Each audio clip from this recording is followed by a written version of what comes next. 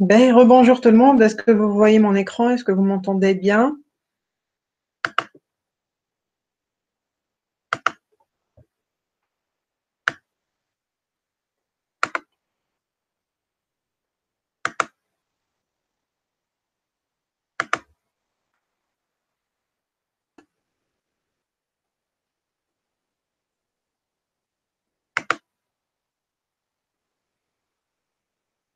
Ok, très bien. Ben, donc commençons par un petit rappel par rapport à ce que nous avons vu jusque-là. La dernière séance, nous avons fait la découverte de Spring Boot en tant qu'outil. Déjà, avant ça, nous avons vu une notion très très importante par rapport à Spring. C'était quoi, Laouled?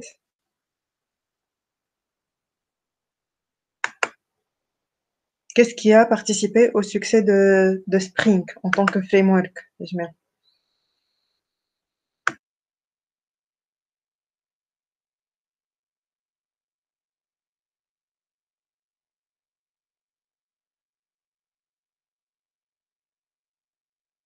Maven, Youssef, il ne fait pas partie de Spring en tant que framework. En fait, c'est un outil de construction de projet et ça pourrait être utilisé pour n'importe quel type de projet à partir du moment où l'on travaille avec Java en tant que langage de programmation, hein. Pas de JB, SIHEM, oui. Et donc, pour pouvoir assurer la partie service, voilà, la partie métier, qu'est-ce qu'on a fait? Qu'est-ce qu'on a utilisé? Voilà, très bien, Imen. Un concept très, très important, c'était l'IOC, ou en français,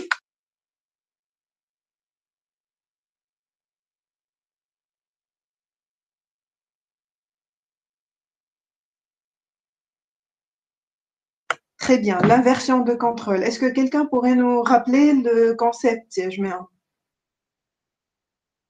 Est-ce que, Imen, tu veux intervenir pour le définir, l'IOC, par exemple?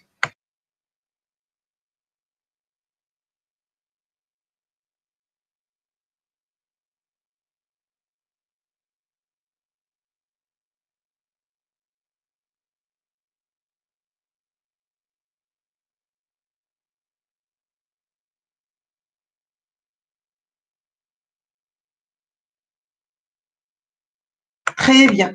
Ce n'est plus à l'application de s'auto-gérer, mais c'est à un framework sous-jacent, c'est-à-dire déjà embarqué ou intégré au niveau de l'application, de la gérer. Il s'agit du framework. OK.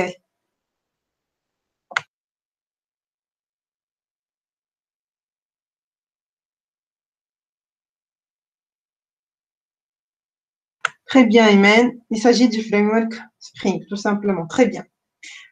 Pour assurer ce concept-là et pour pouvoir appliquer ce design pattern IOC, on a fait appel à sa forme principale pour pouvoir l'implémenter. Laquelle?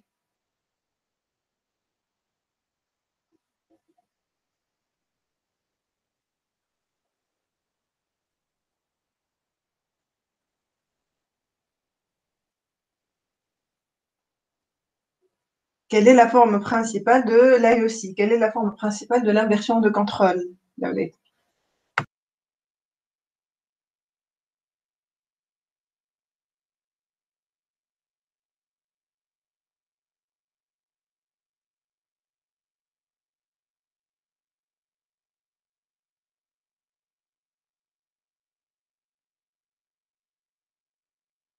Très bien, Imen. La forme principale de l'inversion de contrôle est l'injection de dépendance. Voilà pourquoi nous l'avons utilisé pour pouvoir assurer l'inversion de contrôle et pour faire en sorte que Spring, en tant que framework sous-jacent à l'application, puisse la gérer.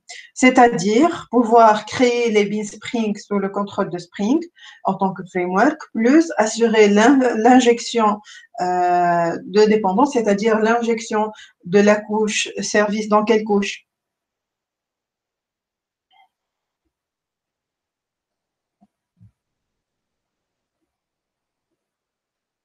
Voilà, très bien, dans le controller. Et la partie DAO dans Le service, voilà. Très bien, Imen, très bien, Sihem, très très bien. Voilà. Pour pouvoir assurer cette injection de dépendance, comment se fait l'implémentation de celle-ci à partir de Spring en tant que framework? Comment on a assuré l'implémentation de l'injection de dépendance?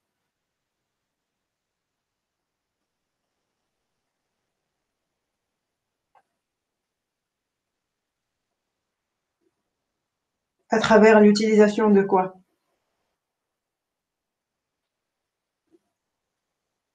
Les annotations. Sinon, quoi d'autre? Oui, men, c'est exact. Quoi d'autre? Voilà. Voilà.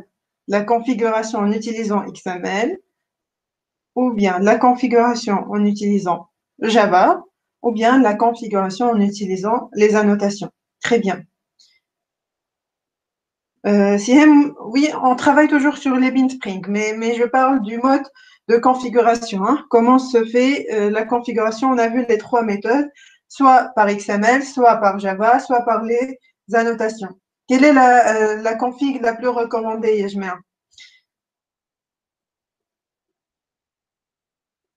Voilà, à travers l'utilisation des annotations. Très bien. Ça, par rapport au concept très, très important de l'IOC et à travers sa forme principale, l'injection de dépendance. Donc, finalement, au niveau de notre conteneur web, au niveau du serveur web, comment se fait réellement la création de nos bins par Spring en tant que framework? C'est-à-dire, l'emplacement où va se faire cette gestion-là, il est où et il se crée comment?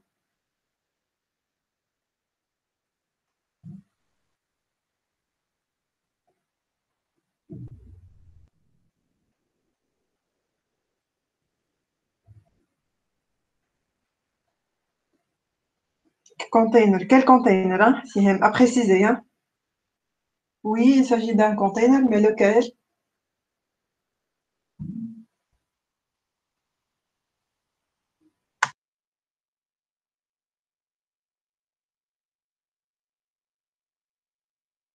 La gestion de l'application à travers l'utilisation du framework Spring se fait au niveau de notre conteneur web dans le serveur web.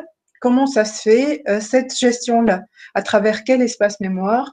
Comment est-il alloué? Et il est géré par qui? Voilà, c'est ça notre question, Youssef.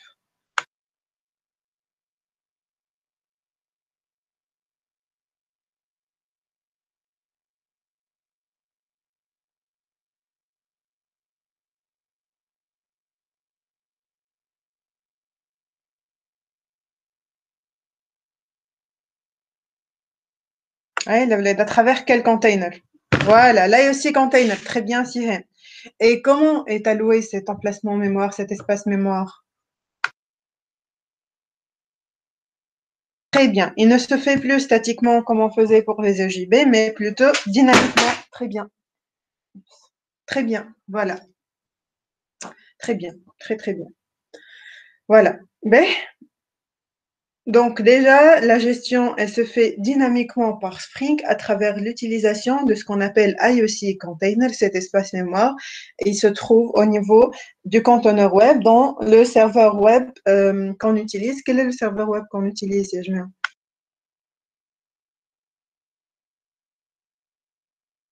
Voilà, très bien. D'ailleurs, le nom, c'est par rapport à Tom. Ça vous rappelle quoi?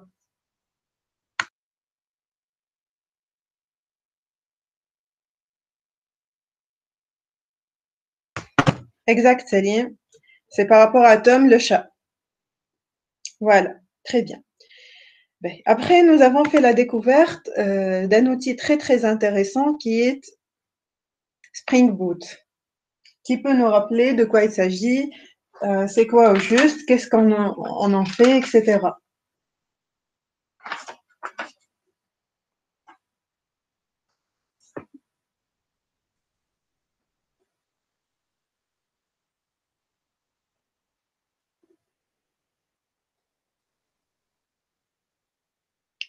C'est un outil qui facilite le développement, oui, mais à travers quoi?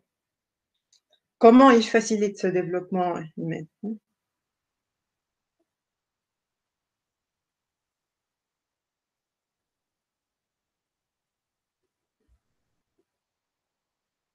Oui, il facilite la gestion de dépendance. Comment?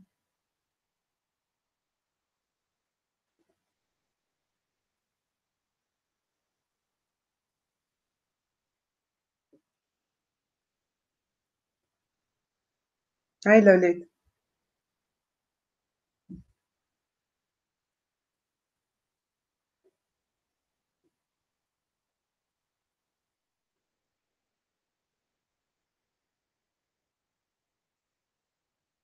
La plupart des dépendances sont autogénérées. Oui. Déjà, dès la création d'une application à partir de Spring Boot, vous avez des dépendances déjà définies au niveau de votre pom.xml. Très bien. Oui, ça, c'est par rapport aux dépendances. Quoi d'autre? Très bien, Imen, non? Quoi d'autre?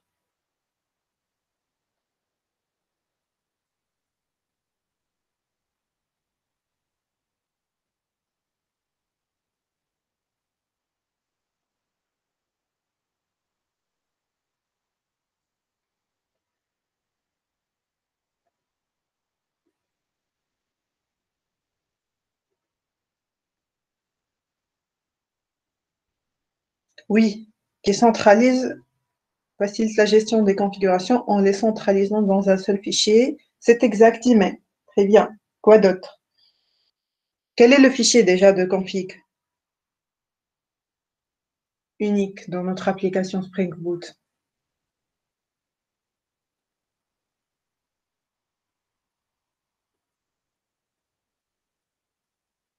Comment il s'appelle notre fichier de config?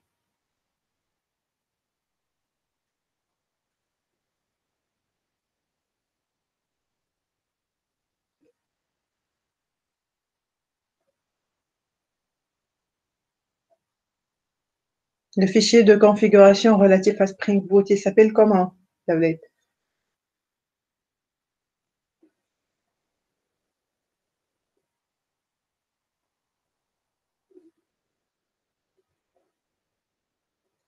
Pom.xml, ça c'est par rapport à quelle gestion, Khalil?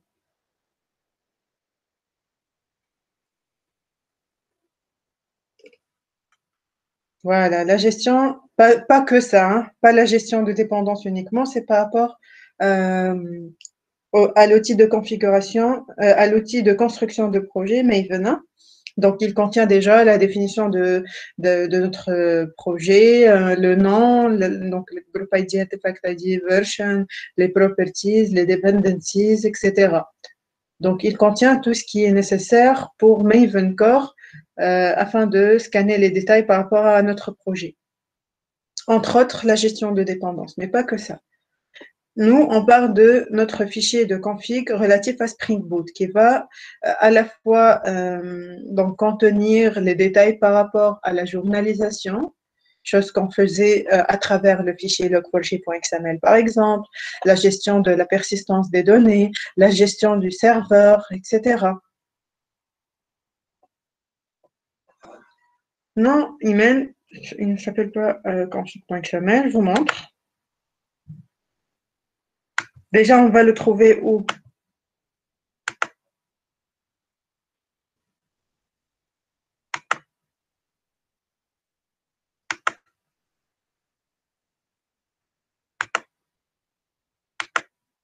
Voilà, il se trouve où? Sur quel dossier?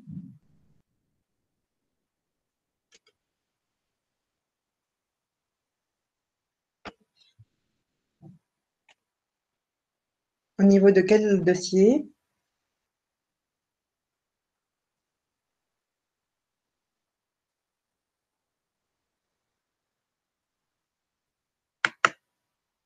Il y avait le nom du projet, Sally.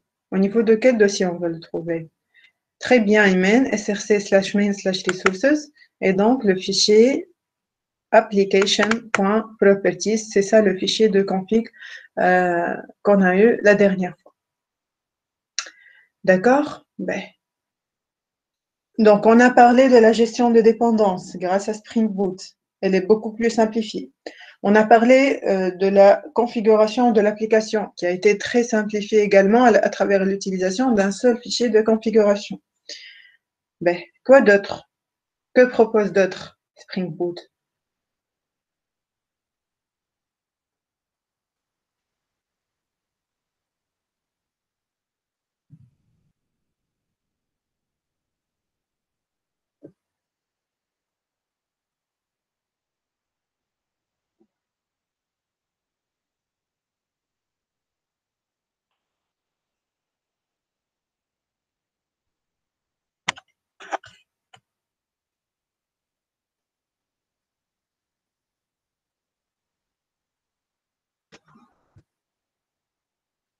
Que propose d'autre Spring Boot, la Blade?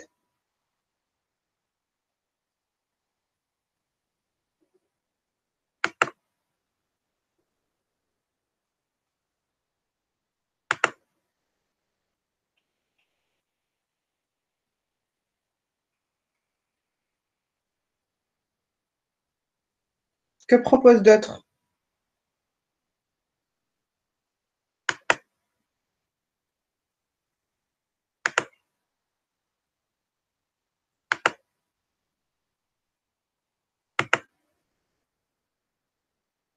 Il propose la gestion simplifiée des dépendances, la gestion simplifiée de la configuration de l'application. Et il propose quoi d'autre?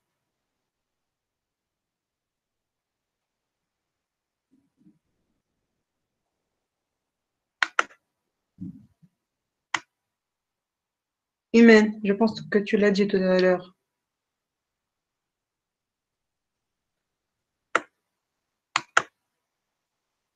Voilà, très bien, Tixtaha Humaine.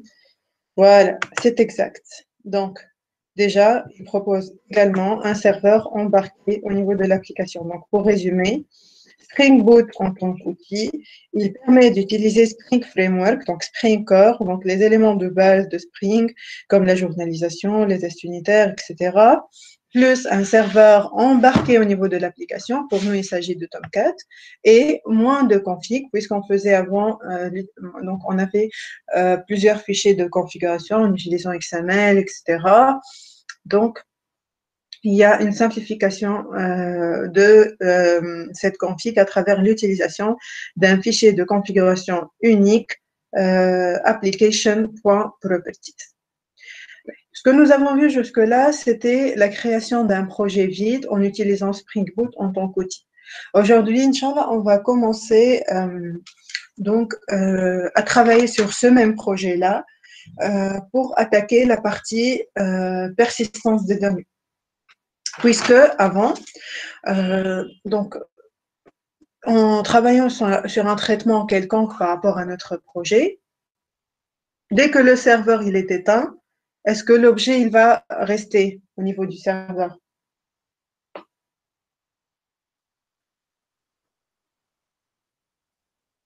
Bien sûr que non, il ne va pas rester. Donc, objet disparu. Alors que nous, on aura également besoin d'assurer ce qu'on appelle persistance des données au niveau de la base de données. Donc, c'est ça le principal besoin que nous allons essayer de satisfaire dans le TP d'aujourd'hui. Donc, notre objectif, c'est d'assurer, de montrer comment on va assurer la persistance des données au niveau d'un projet basé sur Spring et en utilisant Spring Boot pour faciliter tout ce qui est configuration. Pour assurer la persistance de données, on aura besoin d'une base de données déjà. Il y a deux types de bases de données. Lesquelles, Mohamed?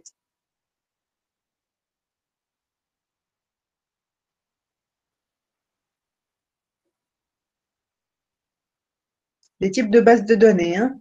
Je parle de bases de données.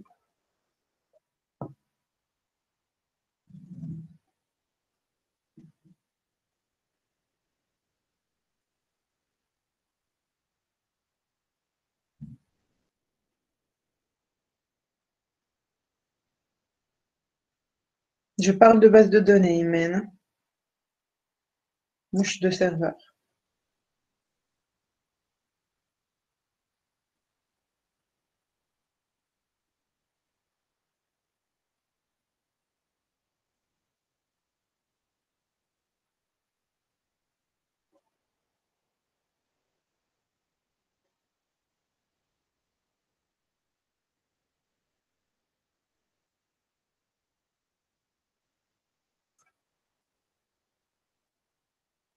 Voilà, Hicham. Une base de données peut être relationnelle ou bien,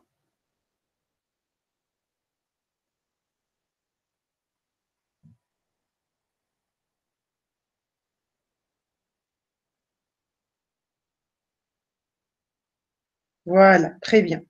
Donc, une base de données peut être soit relationnelle, soit non relationnelle. Non relationnelle, c'est-à-dire no SQL, not only SQL. Et SQL, c'est l'abréviation de quoi, la bled?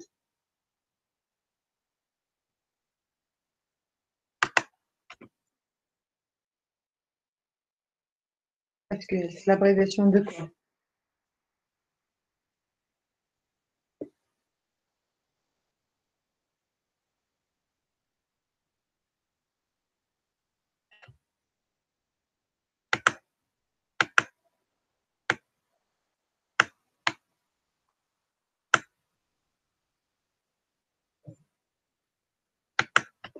Très bien, Iman, Structured Query Language. Très bien.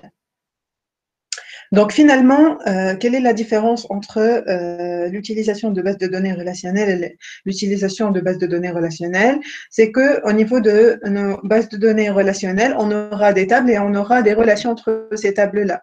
On parlera de différentes notions comme l'héritage, etc. D'accord? Finalement, notre besoin pour nous, c'est de cibler déjà les bases de données relationnelles. Ben, le but, c'est de pouvoir assurer la persistance des données au niveau de la base de données. Finalement, en déployant notre application sur le serveur Tomcat, on aura ainsi les objets dans le serveur déjà, donc des instances d'entités, ce qu'on appelle une entité. Après, l'objectif, c'est d'assurer la persistance de ces classes Java dans la base de données. Donc, on a deux possibilités. Soit on va coder par nous-mêmes la persistance des données, chose que vous faisiez normalement avant en utilisant Java natif l'année dernière. Normalement, vous l'avez vu, le cours de Java. Déjà, vous avez assuré le codage de la partie persistance de données. Donc, ça, c'est une possibilité. Soit vous codez la persistance de données par vous-même en tant que développeur, soit vous utilisez un framework qui va faire la persistance à votre place.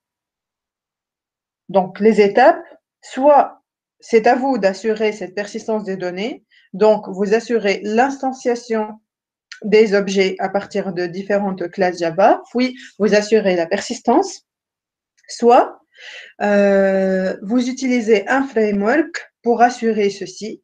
Donc, pour nous, ça sera l'utilisation de Spring Data JPA qui va nous permettre d'assurer cette notion de persistance de données. D'accord? Déjà, Spring Data JPA, c'est quoi? Est-ce que quelqu'un en a entendu parler déjà? JPA. Est-ce que vous avez une idée sur ce mot-là déjà?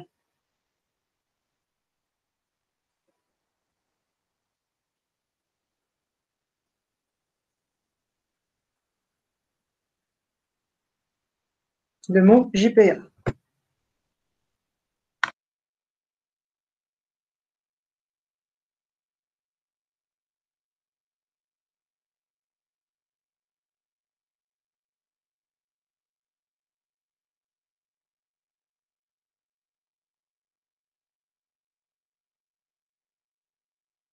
Java Persistence et le A,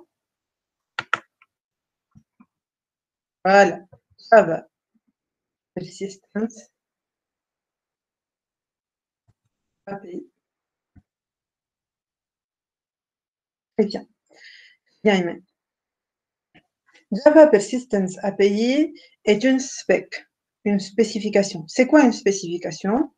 C'est tout simplement un document, une norme, un standard qui explique comment on va pouvoir implémenter tel ou tel ensemble de fonctionnalités. C'est ça la définition du mot spec déjà en général. Chose qu'on a déjà vue euh, l'introduction par rapport à la première séance. D'accord? Donc, on va utiliser déjà Spring Data JPA qui utilise déjà JPA en tant que spec. Donc, JPA est une spécification qui permet de définir ce que doit implémenter un outil ou un framework. D'accord? Donc, notre objectif d'aujourd'hui, c'est de voir comment on va pouvoir créer une classe Java euh, qui va être donc persister au niveau de la base de données, puisque les différents objets instanciés à partir de cette classe vont être persistés au niveau de la base de données. On ne parle pas de bean spring, hein, dans ce cas, parce que les bean springs sont destinés pour la partie service, pour la partie traitement, pour la partie métier, alors que nous, on vise la partie persistance de données. Les classes Java destinées à cette partie-là de persistance de données s'appellent entités. Donc, entité est l'élément, le noyau de base sur lequel on va travailler pour assurer la persistance de données. Donc, l'unité est une entité, c'est-à-dire que notre objectif de notre TP d'aujourd'hui, c'est de créer une entité, c'est-à-dire une classe Java destinée à la persistance, donc dont l'objectif est d'assurer sa persistance pour générer une table au niveau de la base de données qui contient les différents détails de cette entité-là. Ça, c'est notre premier objectif d'aujourd'hui. D'accord? Est-ce que ça va jusque-là, Lavlette? Vous me dites si me suivez ou si je reprends une partie. Déjà, jusque-là, est-ce que ça va? Vous me dites s'il y a des questions ou ça va. Tout le monde, il répond au niveau du chat. Hein. Chaque cas, je sais ce que tout le monde est en train de me suivre. Les autres.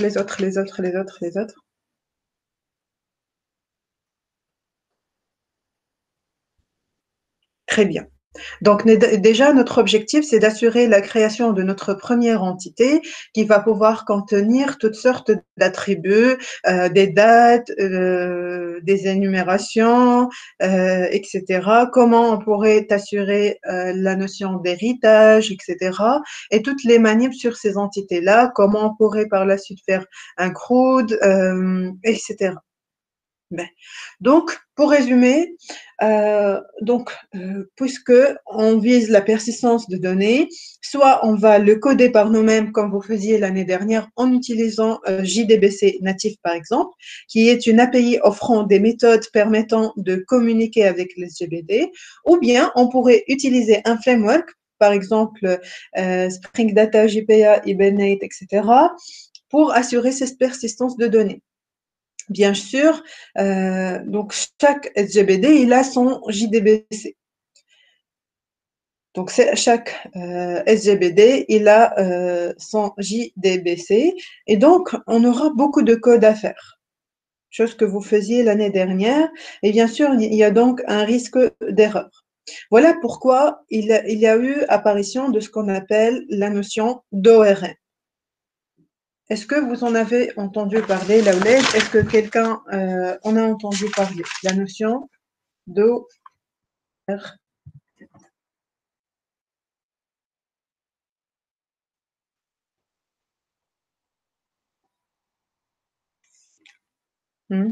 C'est l'abréviation de quoi?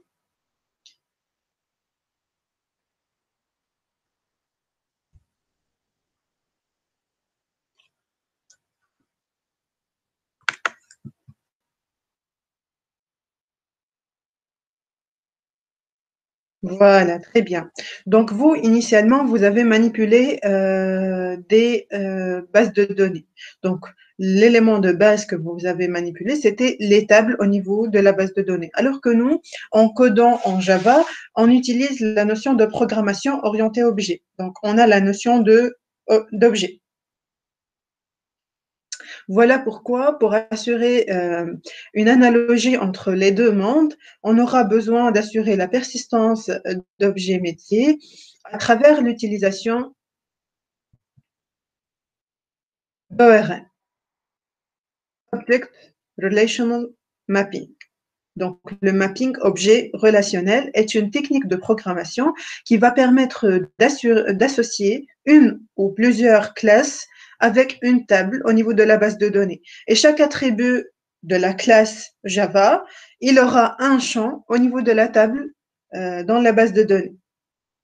Donc, l'objectif, c'est d'assurer cette analogie entre le monde de l'orienté objet et le monde de base de données relationnelles. C'est ça le principe. Donc, l'objectif, c'est de réduire la quantité de code produite par l'utilisation de l'API JDBC uniquement. Donc, vous faisiez le code pour assurer l'utilisation de cette API-là. Et donc, les opérations vont se répéter à chaque fois. Hein. Il s'agit des mêmes étapes, connexion, CRUD et déconnexion. Donc, finalement, l'objectif, c'est d'assurer ce mapping entre le monde de l'orienté objet, pour nous, il s'agit de Java, l'utilisation de notre langage de programmation Java, et la persistance des données au niveau de la base de données relationnelle à travers l'utilisation de JDBC. Au lieu d'utiliser directement JDBC, parce qu'avant, vous faisiez comment? On avait le niveau applicatif, application. Après, vous faisiez appel à l'API JDBC pour pouvoir assurer la connexion et la persistance des données au niveau de la base de données. Alors que là, on aura besoin de simplifier le passage entre le niveau applicatif et le niveau de base de données relationnelles à travers l'utilisation de l'ORM. Or, l'ORM est toujours un concept, une vision.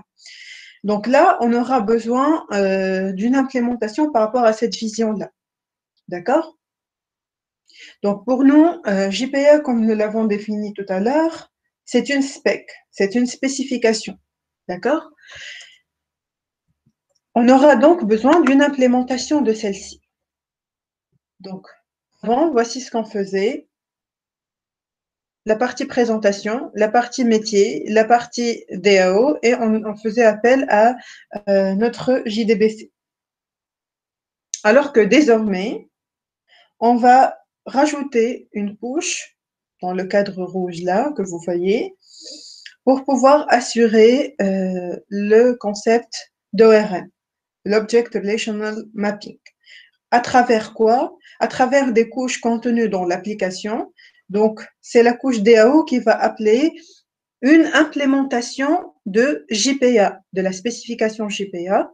Il y a plusieurs implémentations. Une implémentation, c'est-à-dire quoi? C'est-à-dire un framework, un ensemble d'outils qui va implémenter l'aspect, c'est-à-dire qui va appliquer les principes indiqués au niveau de la spécification, puisque la spécification reste théorique. C'est un ensemble de notions théoriques qui définissent ce que doit faire ou ce que doit satisfaire un outil.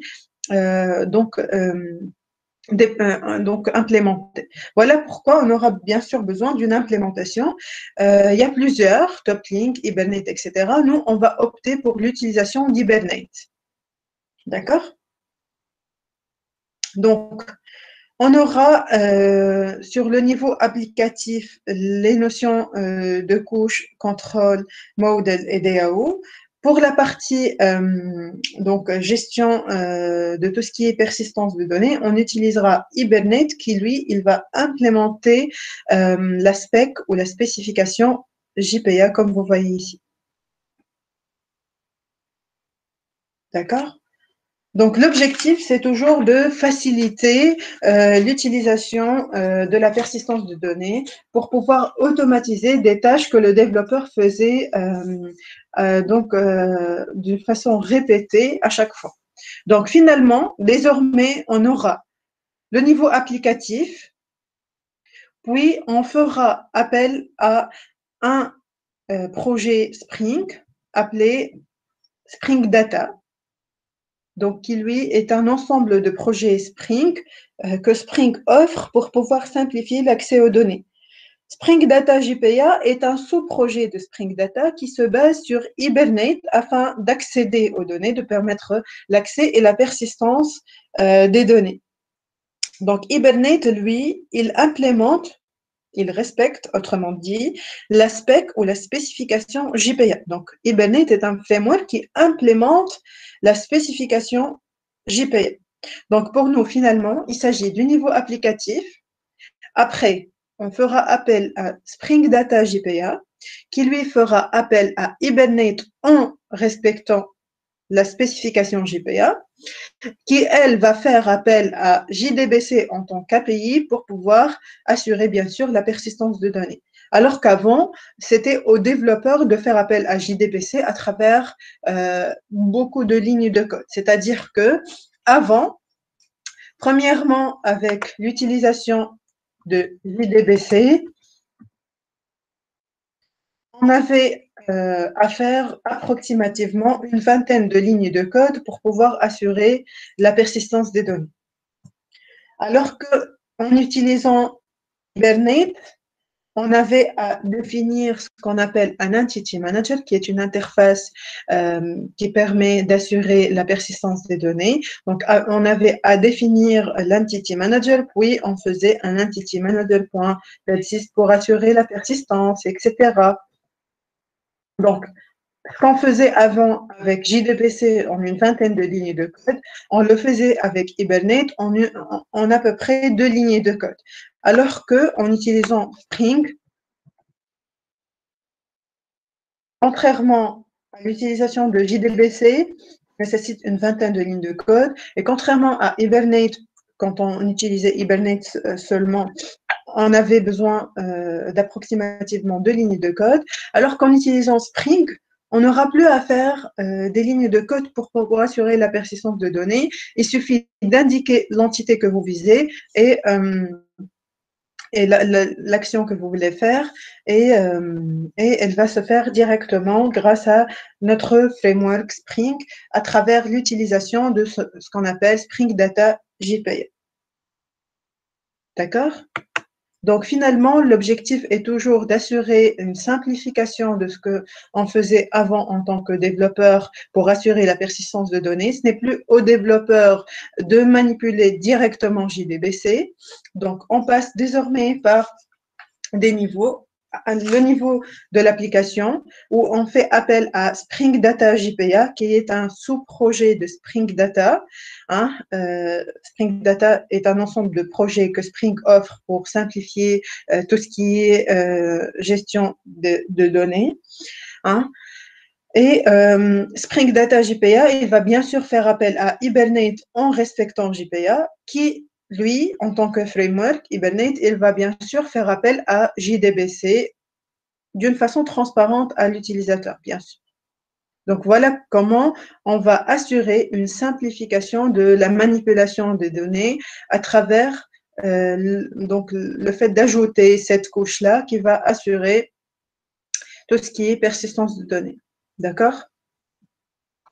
Est-ce que ça va jusque-là? On va voir en détail comment ça se fait. L'objectif, c'est de comprendre déjà le concept avant de voir en détail comment on va faire ceci. Est-ce que le concept ORM est clair? Est-ce que la vision Spring Data et Spring Data JPA est claire dans vos esprits, Laouled? Voilà, est-ce que vous avez des questions? Voilà une partie que vous voulez que je reprenne.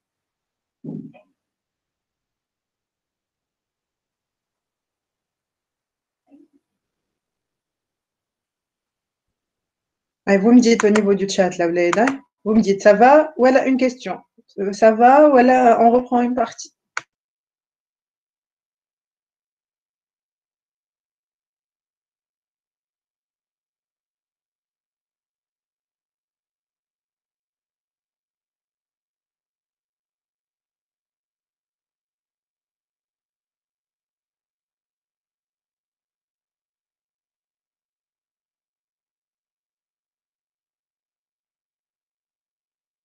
Les autres, les autres, les autres.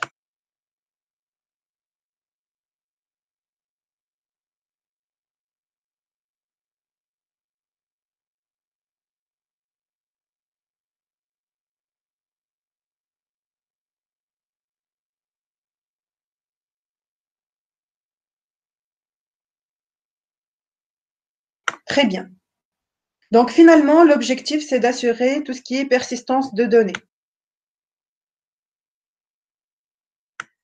Donc, pour pouvoir le faire, en Spring, on a deux types d'éléments. Un bin Spring, qui est une classe Java gérée par l'IOC Container. qui a pour but la partie donc service, la partie traitement, assurer la partie métier. Donc, c'est en mémoire uniquement que ça se fait, cette gestion-là, au niveau de l'IOC container d'une façon dynamique et ce bin Spring ne sera pas persisté au niveau de la base de données, n'est-ce pas?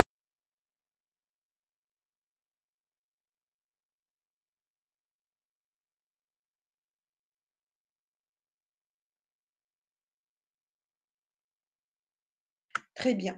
Et par rapport désormais à l'entité JPA, hein, qui est un deuxième type qu'on va découvrir aujourd'hui, un deuxième type de classe Java qu'on va manipuler, c'est une classe Java qui va pouvoir être persistée au niveau de la base de données. C'est-à-dire, dès que vous créez cette classe Java et dès que vous terminez le code de votre projet Spring, dès que vous faites un run as,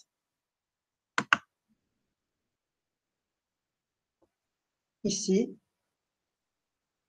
un run as Spring Boot app, vous aurez la persistance des données. Comment? Spring, en fait, il scanne le projet et dès qu'il trouve euh, des indications par rapport à une classe Java, c'est-à-dire que dès qu'il l'identifie en tant qu'entité JPA, il va directement créer une table au niveau de la base de données correspondante. D'accord? Comment il va la détecter en tant qu'entité? On va voir comment une classe Java classique est scannée en tant qu'entité par Spring, hein, déjà à travers une annotation au-dessus de la classe @entity, et on devrait avoir au moins un attribut au-dessus duquel on aura la notation @id pour pouvoir créer une clé primaire au niveau de la base de données. Déjà, ces deux éléments sont hyper importants pour qu'une classe Java puisse être identifiée par Spring en tant que qu'entité JPA. D'accord? On pourra bien sûr par la suite rajouter plusieurs types d'annotations qui vont nous permettre d'assurer beaucoup de manipulations à travers ces entités-là.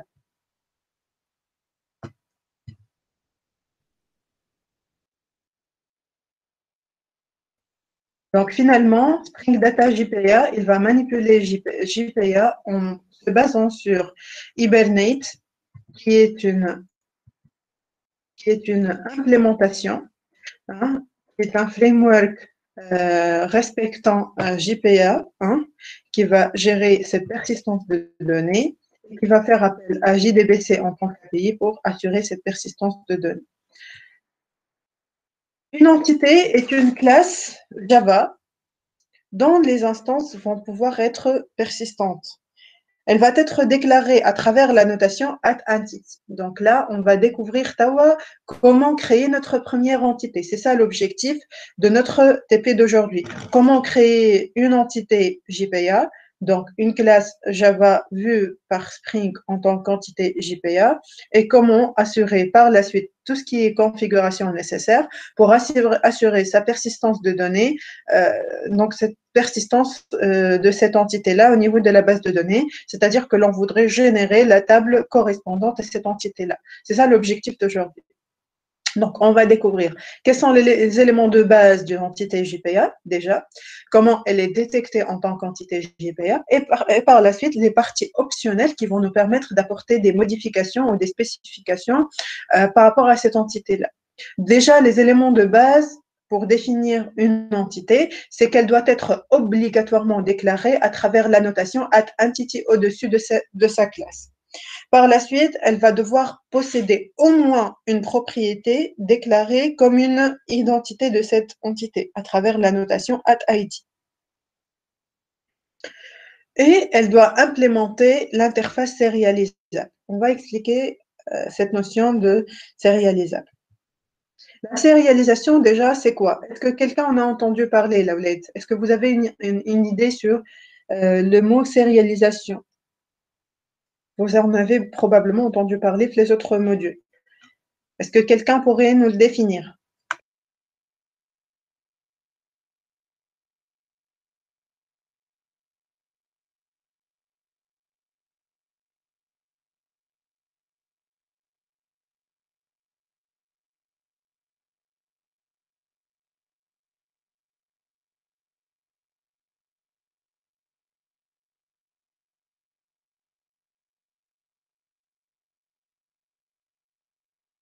Est-ce que vous avez entendu parler du mot sérialisation?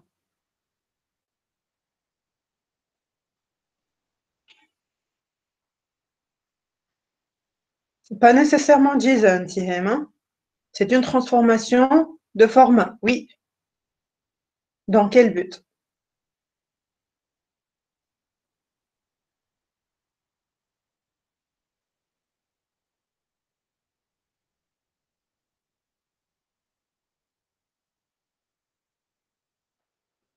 Oui, mais pas que ça, Imen.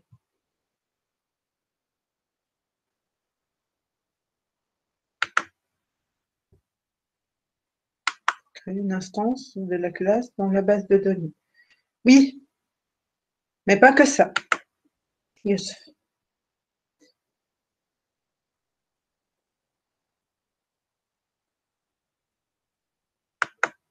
Est-ce qu'il y a d'autres propositions? Afin transformer son format afin d'assurer sa persistance au niveau de la base de données, oui, mais pas qu'au niveau de la base de données. On pourrait l'utiliser dans un autre contexte, hein.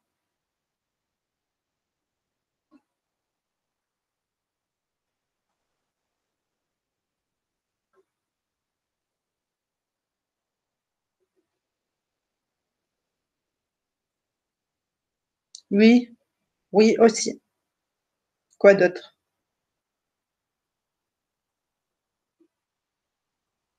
Le chemin inverse qui est la récupération des données. Oui, quoi d'autre?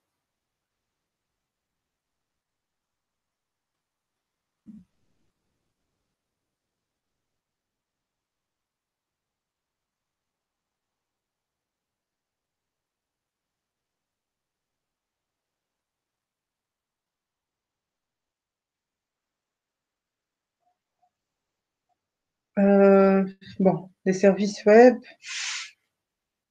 On essaye maintenant d'être générique. Youssef.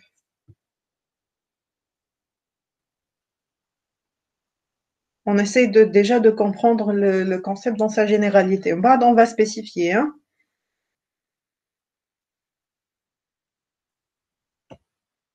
Ouais, très bien. Donc, Hanina, on commence par la définition de la sérialisation. C'est tout simplement le processus de conversion d'un objet en un flux d'octets, une suite d'octets, une succession d'octets pour stocker cet objet-là déjà, ou bien le transmettre à la mémoire, ou bien le transmettre à une base de données, ou bien le transmettre ou bien le sauvegarder dans un fichier. Donc, il y a plusieurs besoins, plusieurs types de besoins, dans le cadre desquels on pourrait faire appel à la notion de sérialisation. Donc, le principal objectif est de pouvoir enregistrer l'état d'un objet afin de pouvoir le recréer si c'est nécessaire par le mécanisme inverse qui est le mécanisme de désérialisation, c'est-à-dire la transformation d'un flux d'octets, voilà, d'une succession ou une suite d'octets en un objet, donc identique à l'objet initial qu'on avait lors de la sérialisation. Donc, l'objectif, c'est quoi? C'est de garantir que cet objet, il va arriver intact, entre guillemets, à la base de données. Donc, ça, c'est le principal objectif de la notion de sérialisation. C'est de pouvoir assurer l'intégrité, ce qu'on appelle l'intégrité des données. C'est-à-dire que l'objet, ça sera le même que celui qu'on avait initialement. Donc, l'objectif, c'est de recevoir l'information complète. Par exemple, pour transmettre un élément de la mémoire vers le disque dur euh, en guise de sérialisation, de l'opération inverse du disque dur vers la mémoire, des sérialisations, etc. Donc, l'objectif, c'est de garantir l'intégrité des données, donc être sûr que l'objet initial est lui-même l'objet final qu'on a reçu finalement, hein.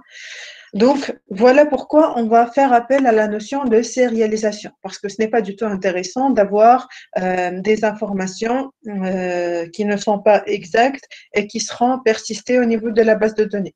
Voilà pourquoi on aura besoin de la notion de sérialisation et de désérialisation.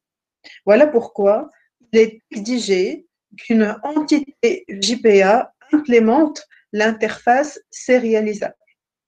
Donc, il est impératif qu'une entité JPA implémente, hein, vous rajoutez le mot implement sérialisable. Sinon, ça va vous générer énormément d'erreurs et de problèmes au niveau de votre projet. D'accord? On aura par la suite la possibilité d'utilisation de différentes annotations sur la classe, donc en correspondance avec la table au niveau de la base de données, la table associée, et sur les attributs ou bien sur les propriétés, afin d'assurer tout ce qui est correspondance avec les colonnes de la table au niveau de la base de données. Bien sûr, on aura la classe entité JPA au niveau de laquelle on définira les attributs, de préférence private, et on définira bien sûr les accesseurs et les mutateurs, lesquels, quelles sont les méthodes accesseurs et mutateurs, correspondantes au mot accesseur et au mot mutateur. Voilà, très bien, Imen et Asihem. Voilà, les getters et les setters, très bien. Regardons tout de suite un exemple d'entité. C'est un exemple d'entité. Et finalement, c'est une classe Java. Par exemple, qu'on a nommée employee. Bien sûr, elle va devoir implémenter l'interface sérialisable. On a défini deux attributs, l'attribut ID et l'attribut name. Pour indiquer que l'attribut ID jouera le rôle de clé primaire au niveau de la base de données, on a rajouté quelle annotation?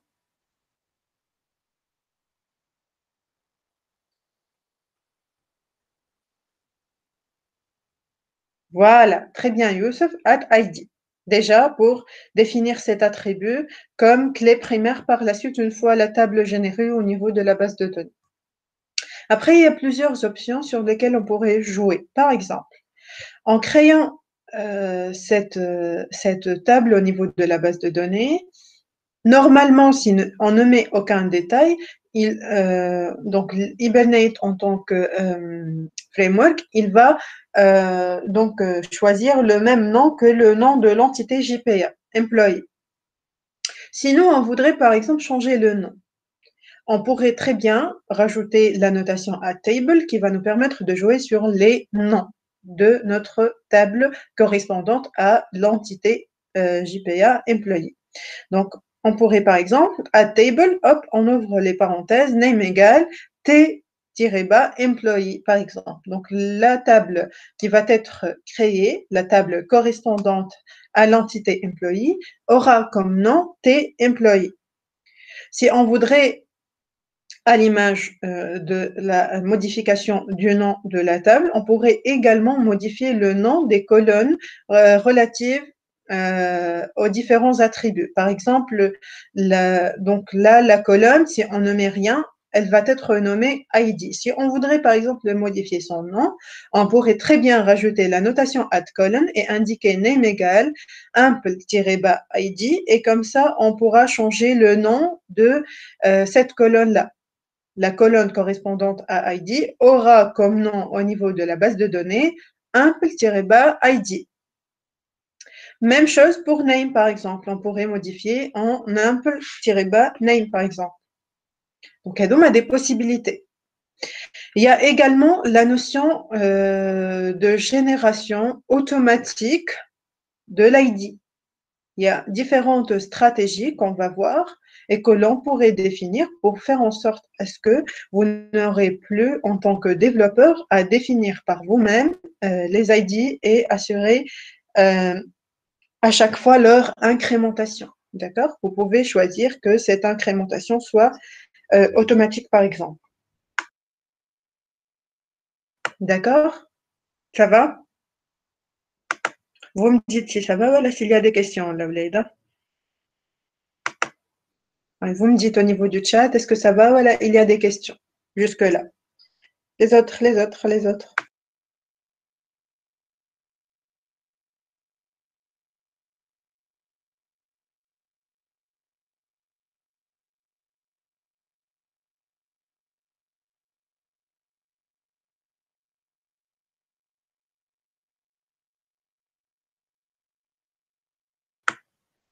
Très bien.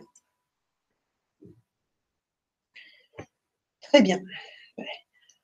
Par rapport aux annotations, il y a bien sûr des éléments qui sont obligatoires à faire absolument au niveau d'une entité JPA, comme par exemple la notation at entity. Sinon, Spring, quand il va la scanner, il ne va pas l'avoir comme une entité JPA, sauf si vous mettez les annotations at entity et at ID pour définir au moins un attribut en tant qu'ID, déjà, pour que cette classe-là, classe Java, puisse être persistée au niveau de la base de données. D'accord? Par défaut, si vous ne mettez rien, vous allez trouver une table ayant le même nom. Sinon, vous pouvez parfaitement les modifier comme on vient d'indiquer. Donc, ce sont des parties optionnelles, qui est ma add table par exemple. Maintenant, pour la notion de génération automatique d'ID, bien sûr, cette partie est optionnelle, c'est-à-dire que vous pouvez ne mettre que add ID. Cette déclaration est obligatoire pour que l'on puisse créer une clé primaire au niveau de la base de données, bien sûr. Après, vous allez pouvoir optionnellement indiquer une stratégie de génération automatique d'ID. Quelles sont les possibilités offertes par Spring Data JPA? Donc, on aura 4 possibilités. Les stratégies soit auto, soit identity, soit sequence, soit table. Quelles sont ces stratégies d'autogénération d'ID? Quelle est la différence entre ces annotations et quelle est la stratégie la plus recommandée? Déjà, pour la stratégie auto, c'est que ça sera à l'ORM, pour nous Hibernate, de gérer cette incrémentation automatique d'ID. Pour la stratégie de génération automatique d'ID Identity, c'est à la base de données, autrement dit, c'est à l'SGBD, de gérer les clés primaires selon sa propre stratégie. L'essentiel, c'est d'avoir une incrémentation automatique d'ID. Pour Sequence, comme vous voyez là, vous aurez une création. Le développeur, il va créer une séquence d'ID et à chaque fois que vous aurez un objet à insérer au niveau de la base de données, une instance à insérer ou à persister au niveau de la base de données, vous allez utiliser un élément de cette séquence-là. Peu importe la table sur laquelle vous travaillez. En utilisant la stratégie table, elle est un peu semblable à sequence, sauf que là, vous aurez une séquence différente pour chaque table de la base de données. C'est-à-dire que vous n'aurez pas une séquence unique pour la totalité du schéma de la base de données, mais vous aurez une séquence pour chaque table de la base de données. Bien sûr, pour la stratégie sequence, donc, c'est une stratégie qui n'est pas recommandée à partir du moment où vous allez avoir un usage, entre guillemets, avancé, puisque le développeur, il va avoir à créer une séquence d'ID. Donc, ce n'est pas vraiment recommandé. Donc, la stratégie que je vous recommande est celle d'identity, sauf que vous pouvez parfaitement, bien sûr, choisir ou la utiliser, ou la voir, ou la trouver dans un exercice, ou dans un examen, une autre stratégie, bien sûr. Hein. Donc là, on a défini les 4 types de stratégies. Celle que je vous recommande est Identity. Mais bien sûr, les 3 autres sont utilisées, bien sûr, et vous allez pouvoir les croiser ou avoir à les utiliser. L'essentiel, c'est que vous connaissez la définition de chaque stratégie. Vous allez pouvoir tester chaque stratégie et voir ce que ça donne. Je vous ai mis le résultat obtenu au niveau de la base de données. Le code au niveau de l'entité JPA. Une fois vous faites un run as Spring Boot app, vous allez obtenir ceci au niveau de la base de données, bien sûr, Hibernate Sequence et Next Value à chaque fois, il va passer à la valeur suivante par rapport à la séquence. Ici, pour Table, bien sûr, il va passer à chaque fois à la next value par rapport à la séquence concernée, par rapport à la séquence relative à cette entité-là. Pour répondre à votre question, Youssef, pour Identity, c'est à la base de données de gérer les clés primaires selon sa stratégie. C'est-à-dire que c'est à l'SGBD, pour nous, il s'agit de MySQL, de gérer les clés primaires selon sa stratégie, qui est en général déjà l'auto-incrémentation, c'est-à-dire l'incrémentation automatique d'IT. Pour MySQL, par exemple, sur lequel on va travailler. OK? Pour Auto, c'est à l'ORM, pour nous, Hibernate, de gérer l'incrémentation automatique. C'est la principale différence entre Auto et Identity. OK? Est-ce qu'il y a d'autres questions, Lavlette?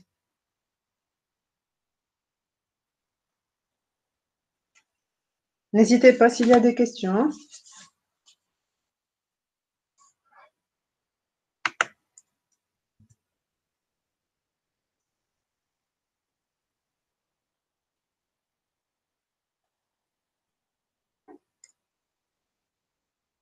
Mais vous allez trouver les détails par rapport à la définition qu'on vient d'évoquer de chaque stratégie d'autogénération de l'ID.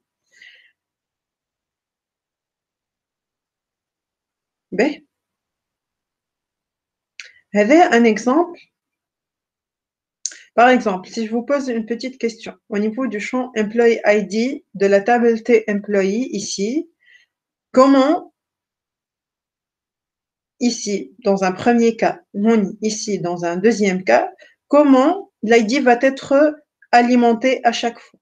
Pour le premier cas, comment va être implémenté l'ID ici, la lettre?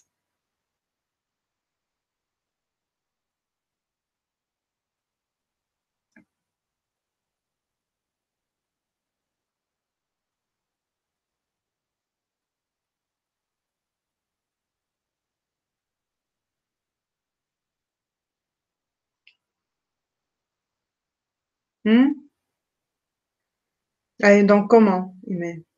Premier cas, implémenté automatiquement. Très bien. Une incrémentation automatique, oui. Deuxième cas, manuellement, c'est-à-dire que l'on aura à définir à chaque fois l'ID pour pouvoir créer une instance de cette entité. Exact. Très bien, Imen, très bien, Youssef. Ben, il y a bien sûr plusieurs autres annotations, Lavlette. Par exemple, @colon dont nous avons parlé tout à l'heure, vous allez pouvoir y définir, par exemple, à travers le name, pour modifier le nom de la colonne en question, par exemple. Il y a plusieurs autres options par rapport à colonne. Par exemple, pour indiquer si une colonne, elle accepte ou non les valeurs à nul, vous pouvez redéfinir la valeur de nullable, par exemple, au niveau de colonne. Il y a plusieurs autres options également à travers la notation @transient. Dans ce cas, c'est quoi? En fait, transient, déjà, c'est la définition de quoi en anglais? Si on traduit ça en français.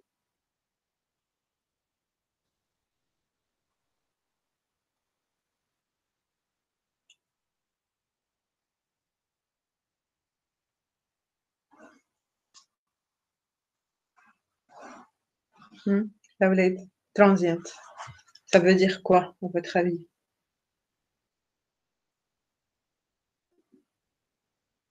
Oui, éphémère, autrement dit.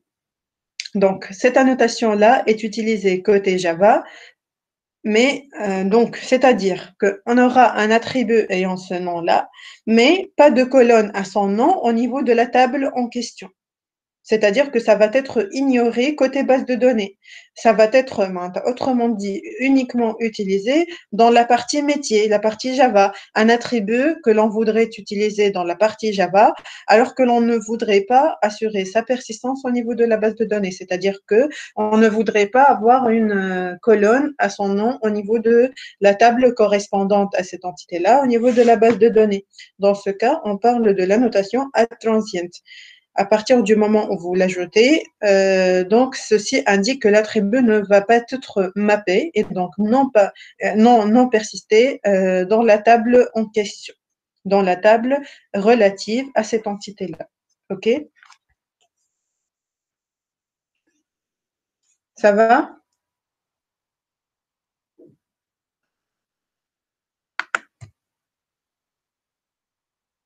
Très bien.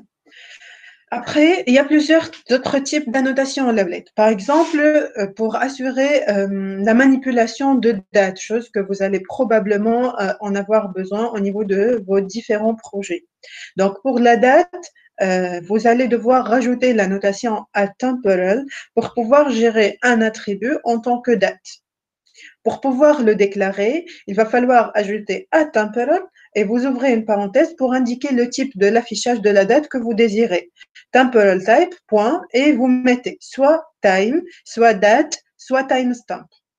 Date pour afficher uniquement la date sur 3 parties, le jour, le mois et l'année. Time pour pouvoir, à part cette date-là, indiquer l'horaire, AM et PM. D'accord? Et pour timestamp, ça vous permet également d'afficher le nombre de secondes depuis le 1er janvier 1970 jusqu'à la date voulue. Donc, c'est à vous de choisir le format de la date que vous désirez ici, en l'indiquant ici. Et bien, par rapport à l'attribut. Après, pour pouvoir initialiser et insérer une date, c'est simple. Il suffit de définir le format, la squelette de la date, simple date format, et vous indiquez un nom donc date, format, etc. par exemple, égale new. Donc, vous initialisez le format, new simple date format, et vous initialisez le format. Par exemple, vous pouvez mettre des slash entre les différents détails de la date. Vous pouvez mettre un tiret. Vous pouvez afficher l'année sur 2 champs uniquement, etc. C'est à vous de définir la squelette de la date que vous désirez. Après, vous créez votre date à partir du moment où vous faites la saisie, hein, date début par exemple, et vous indiquez qu'il s'agit de dateformat.path pour parcourir cette chaîne de caractères et il va associer la date, le jour à 30, le mois à 09 et l'année à 2019. C'est comme ça que l'on initialise et insère une date au niveau d'un attribut à partir d'une chaîne de caractères que l'on saisit. D'accord? Après, vous allez pouvoir choisir les différents formats que vous voulez pour la date et les différents affichages. Comme je viens de vous indiquer, Mounaya, on aura 3 possibilités, time, date ou bien timestamp comme on vient d'expliquer. Et par rapport à temporal relative à la notion de date. Est-ce que ça va, Naïd?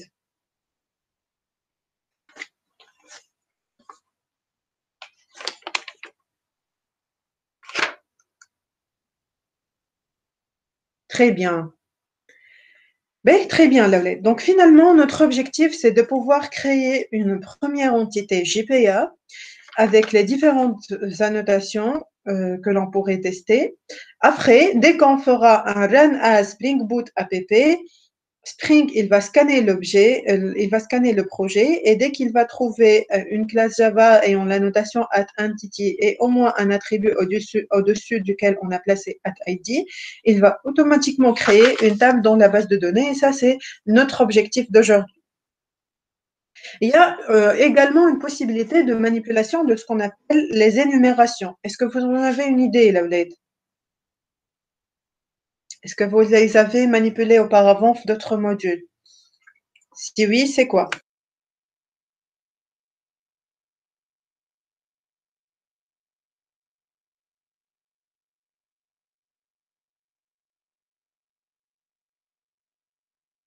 C'est quoi une énumération?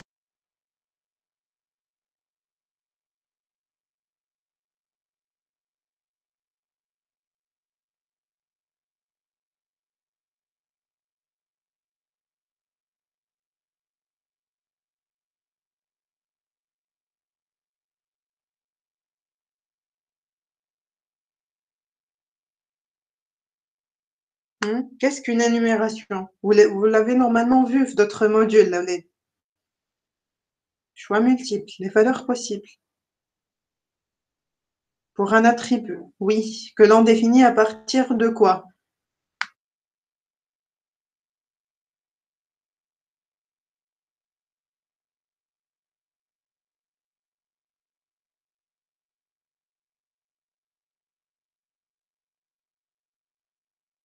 Oui, très bien.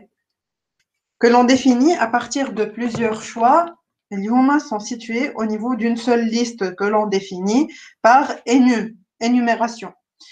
Donc, en Java, en utilisant l'aspect ou la spécification JPA, on a deux possibilités de format par rapport aux énumérations. D'accord? Donc, une énumération, ça sera pour nous une liste de valeurs que pourrait prendre un attribut ayant comme type cette énumération-là. Déjà.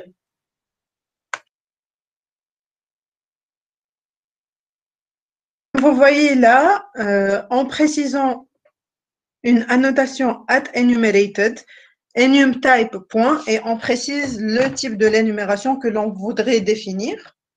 Il y a deux possibilités ici, soit string, soit ordinal.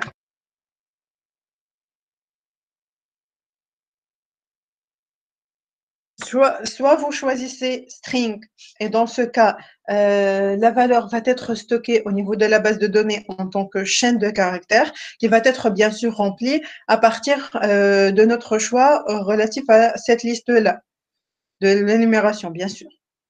Après, si vous choisissez non pas string, mais ordinal, c'est-à-dire que vous allez les comptabiliser comme des entiers. Donc voilà pourquoi le choix, peu importe le choix que vous allez faire à partir de cette liste-là, il va être stocké en tant qu'integer, en tant qu'entier au niveau de la base de données. C'est-à-dire qu'il va donner des numéros par rapport à cette classification de cette liste-là, il va stocker l'entier relatif au numéro de votre choix à partir de cette liste de choix, à partir de cette liste de l'énumération en question.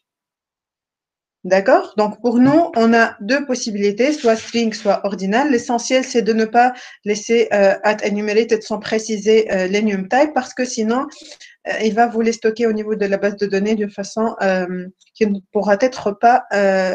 pourra pas être lisible par la suite. D'accord? Ben, est-ce que ça va jusque-là, Laulette?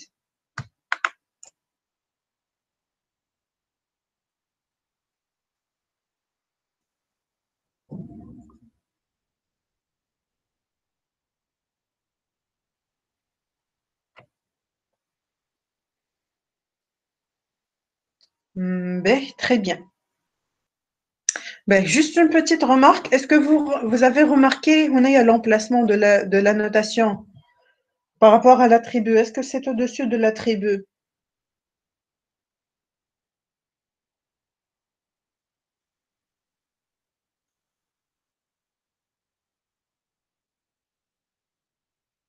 Est-ce que هذا هو l'attribut سهام؟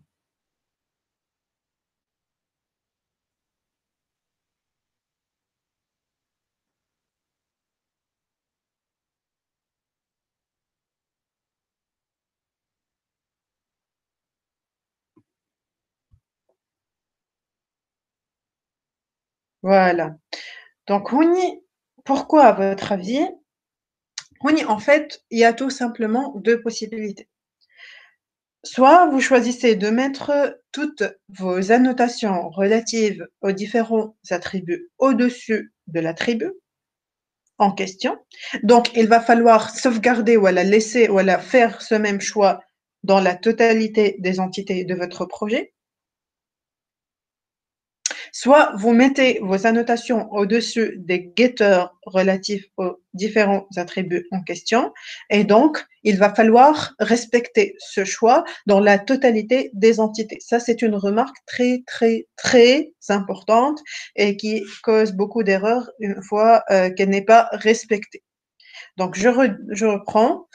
Les annotations par rapport à tous les attributs d'une entité, vous avez le choix. Soit vous mettez toutes les annotations au-dessus de l'attribut, donc chaque annotation, bien sûr, au-dessus de l'attribut en question, soit vous mettez vos annotations au-dessus du getter de l'attribut en question. Et ça, il va falloir le faire dans la totalité des entités de votre projet. OK?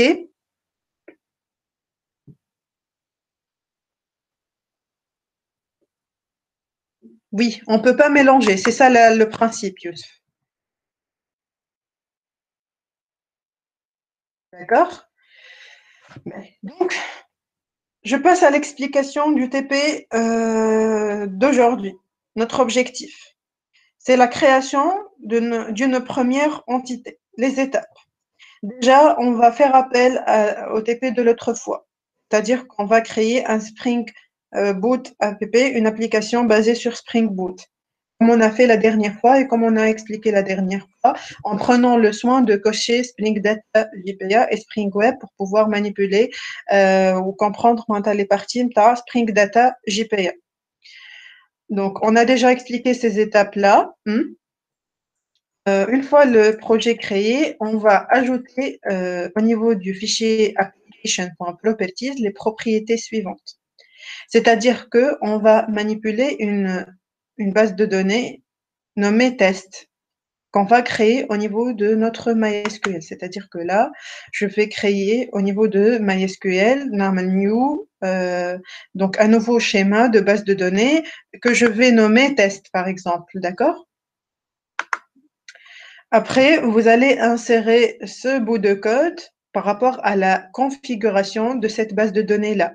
Bien sûr, ici, vous allez indiquer le username et le password que vous avez fait au niveau de votre base de données, bien sûr. Hein. Au niveau de votre MySQL, au niveau de votre SGBD. Ça dépend. Hein. Et quand vous l'avez modifié, il va falloir l'indiquer ici correctement pour que l'application puisse accéder à votre base de données et la manipuler. OK? Après, vous allez créer un package qui va être nommé tn.esprit.spring.entity au niveau duquel vous allez créer une entité JPA appelée user pour laquelle on va créer les attributs ID, first name, last name, role qui va être à partir d'une énumération que vous allez créer, une énumération role, et vous allez créer une date, un attribut date de type temporal type.date. Après, voici le code de l'énumération role, qu'il va falloir bien sûr la faire séparément dans une autre classe. Hein. Une classe enu, une énumération, autrement dit. Donc, vous faites la création d'une énumération, hein, role. D'accord? Après, on va runner le projet en tant que Spring Boot app pour voir si ça fonctionne correctement. On va vérifier si la base a bien été créée, si la table a bien été créée au niveau de la base de données. C'est ça le principe. D'accord? Une autre petite remarque, c'est que au niveau de application.properties, on aura besoin de ce qu'on appelle une data source. Une data source, c'est quoi? En fait, par définition, une data source est une configuration de connexion à une base de données. Une data source est une configuration de connexion à une base de données. Donc voilà pourquoi il va falloir donc insérer cette partie-là au niveau de application.properties, spring.datasource.url et vous allez indiquer le chemin relatif à votre base de données test. Là, 3306, ça c'est le port sur lequel est connecté MySQL au niveau de votre machine. Le port à travers lequel fonctionne MySQL dans votre machine. D'accord? Ben, je vous montre. Donc, notre objectif d'aujourd'hui, c'est de créer une première entité. Une première entité au niveau de tn.esprit.spring.entity. On va créer une entité appelée user, par exemple. Donc, bien sûr, au niveau de celle-ci, il va falloir indiquer tous les détails par rapport à user, comme on a expliqué tout à l'heure.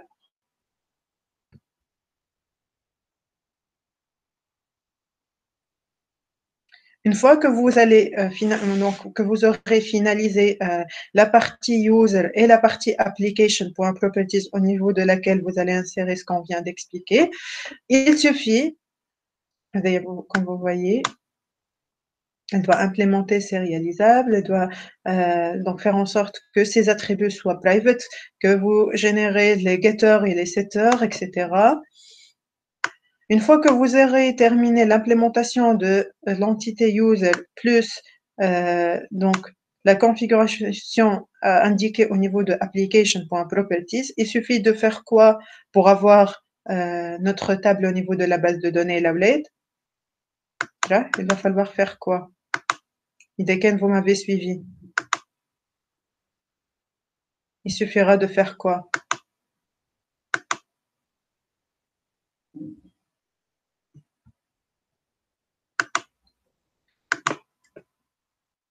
Voici la configuration au niveau de application.properties, Youssef.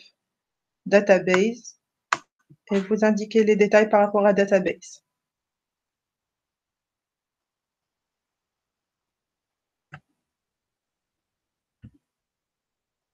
Ben, pour pouvoir obtenir au niveau de la base de données, voilà, très bien, Imen. Il suffit de faire un clic droit, Run as Spring Boot app.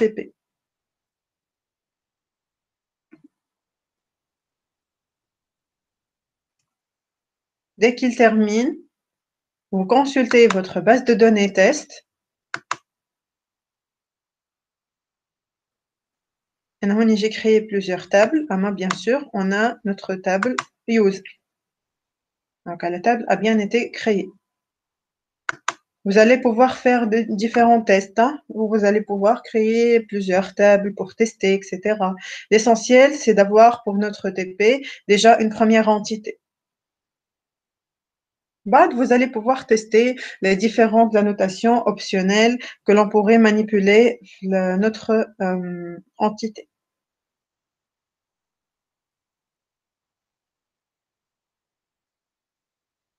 Et c'est le TP d'aujourd'hui. Voilà.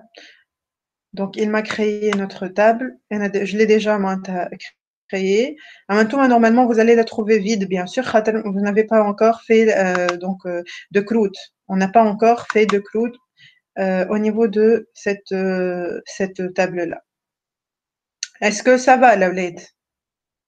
Déjà, l'explication du TP, est-ce que c'est clair pour tout le monde? La création de notre première entité JPA. Donc, l'objectif d'aujourd'hui, c'est de travailler sur le projet qui était vide de la dernière fois, le projet Spring Boot, hein, et de créer notre première entité. Le fait d'assurer son déploiement et donc la création de la table correspondante.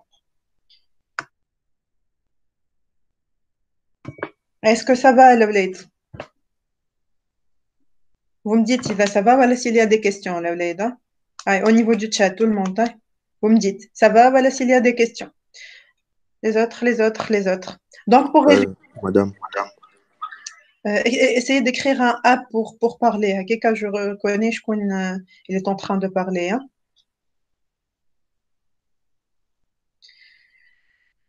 Fabrice, vas-y. S'il vous plaît, madame, je voulais savoir, on doit automatiquement installer un MySQL. Quelle version? Parce que le MySQL que vous nous avez donné par clé USB, il refuse d'installer. Hein, en fait, l'essentiel, c'est d'avoir un MySQL 5, soit MySQL natif, soit à travers l'utilisation de WAMP ou bien XAMPP. Si vous avez déjà un WAMP ou l'exAMPP ou un MySQL 5 au niveau de votre machine, c'est bon. OK. Et dans la clé, vous avez mis un autre fichier. On peut aussi l'utiliser. Euh, Au niveau du dossier Drive, oui. oui, Attendez. oui.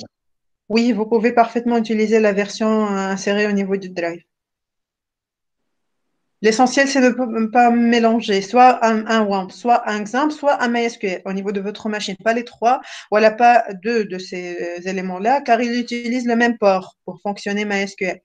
Pour Ah, running, d'accord. OK? WAM server. Oui, à partir du moment où vous avez un WAMP ou bien un XAMPP ou bien un MySQL, c'est bon. Mais essayez de ne pas avoir, de ne faire qu'un seul choix parce qu'ils utilisent le même port, les MySQL. D'accord, madame. OK? OK. OK. Est-ce qu'il y a d'autres questions, Laulette? Sinon, je vous libère et je vous laisse le temps pour la partie. Vas-y, Anis. صباح الخير مدام. أخير. جست باش نسألك اسكو كوتي كونفيغوراسيون مش باش تقلقني نورمالمون على الماك ما فماش فيها مشكلة. Et à chaque fois, je reçois la même question par rapport au Mac, je déconseille fortement. Ce cours-là, il est basé sur Windows. Les outils que je vous ai fournis, c'est à partir de Windows. Ils ont été testés et validés par toute l'équipe de Spring en utilisant un OS Windows. Donc, je déconseille fortement l'utilisation d'autres OS pour ce module-là. Ceci dit, si donc, moi, je vous conseille soit d'avoir un OS Windows, soit d'utiliser une machine virtuelle ou autre. L'essentiel, c'est d'utiliser Windows. Si vous voulez quand même utiliser un autre OS, c'est que vous allez devoir chercher, télécharger et vérifier le bon fonctionnement d'outils équivalents à ceux que je vous ai donnés au niveau de votre drive. D'accord, ben. Ok. Aïe. Ok. Est-ce qu'il y a d'autres questions? Voilà, merci. S'il n'y a pas d'autres questions, je vous libère. Je vous laisse le temps de travailler pour la partie asynchrone, 1h30 qui va suivre. Vous allez pouvoir poster la totalité de vos questions au niveau du Classroom et je vous réponds directement. Sinon, si